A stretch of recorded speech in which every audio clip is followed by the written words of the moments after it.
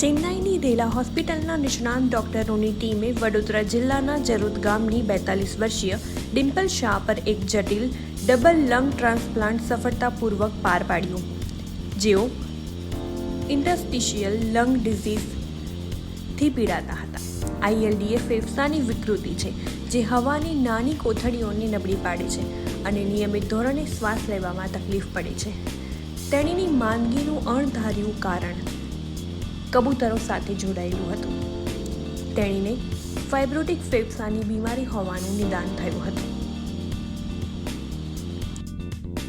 नमस्कार, मैं डॉक्टर मोहन हूँ।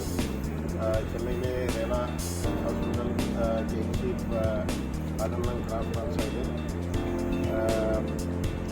आपके सामने मेरे पेशेंट डिम्पल बेटी है। डिम्पल बहन जब हमारे पास आई थी पहले जनवरी में, तो वो 10-15 स्टेप्स भी नहीं चल सकती है, वो व्हीलचेयर में आ रही थी और उसका सैचुरेशन तो 90% से बहुत कम होता था। और जब भी थोड़ा दूर चलती है तो उसका बहुत सारे डिसैचुरेशन होता है। सैचुरेशन तो 60-50% को आ जाता है और इसलिए वो हर समय ऑक्सीजन के मास्क वगैरह रख के व्हीलचेयर में आ रही थी।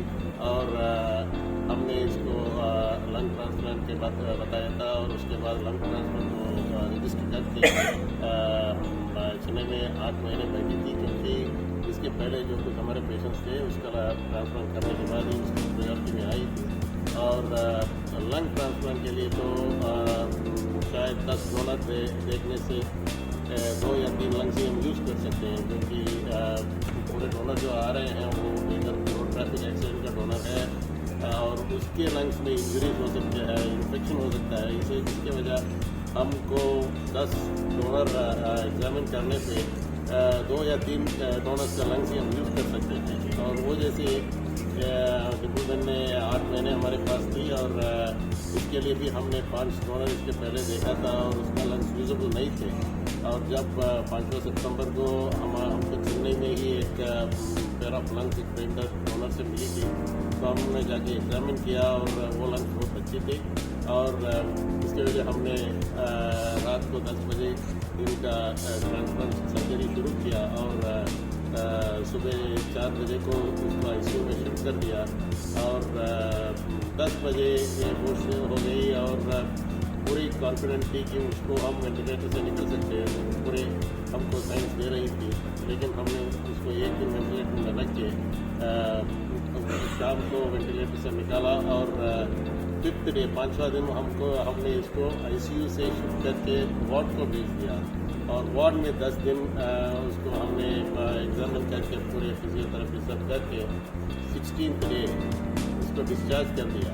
और अभी एक महीने को हमने पूरे उसका बायोप्सी वगैरह सब किया था और बहुत अच्छा है, नो रिजेक्शन, नो इश्यूज, उसका लंग फंक्शन बहुत अच्छी है।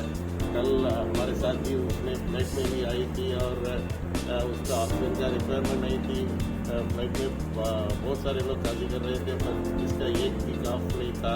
And she is a fighter I must say, क्योंकि ये 8 महीने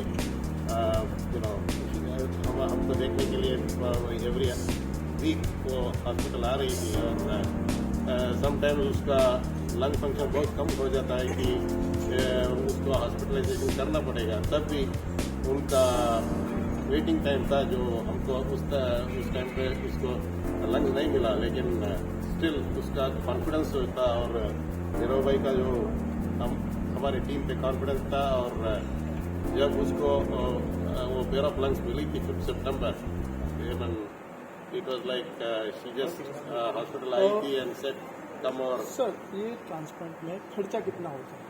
सर शायद ये लंग ट्रांसप्लांट के लिए खर्चा तो अराउंड 25 लाख होता है और इसका वो सपोर्ट गुजरात गवर्नमेंट ने किया था पार्ट ऑफ इट, और उसके फैमिली मेंबर्स और उसके फ्रेंड्स ने भी उसका हेल्प किया था। हमारे मेरा भाई वो हेल्प किया है उसको ये ट्रांसप्लांट के लिए।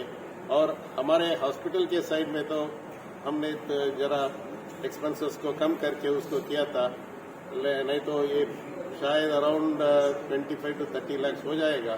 लेकिन हमारे हॉस्पिटल के साइड में जो कुछ उसका हेल्प कर चुके थे वो भी किया है।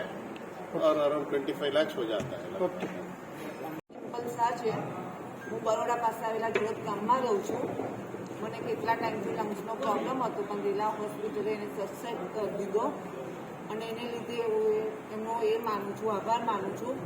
અને હું ખાલી 2 દિવસ જ વેન્ટિલેટર પર રહેવાનો વારો આવ્યો તો પછી આઈસીયુની અંદર 2 દિવસ અને મને 16 દિવસની અંદર તો એમ તો બધા કહે છે કે 21 દિવસ મહિનો રહેવું પડે પણ હું 16 દિવસની અંદર જિલ્લા હોસ્પિટલથી મને ડિસ્ચાર્જ આપી દીધો. આજે મારે 1 મહિનો અને 5 જ દિવસ થયા છે. હું મારું ગુજરાત પાછી જાઉં છું 9 મહિના પછી. એનો મને ખૂબ જ આનંદ છે. જિલ્લા હોસ્પિટલની ટીમનો હું આભાર માનું છું. બેન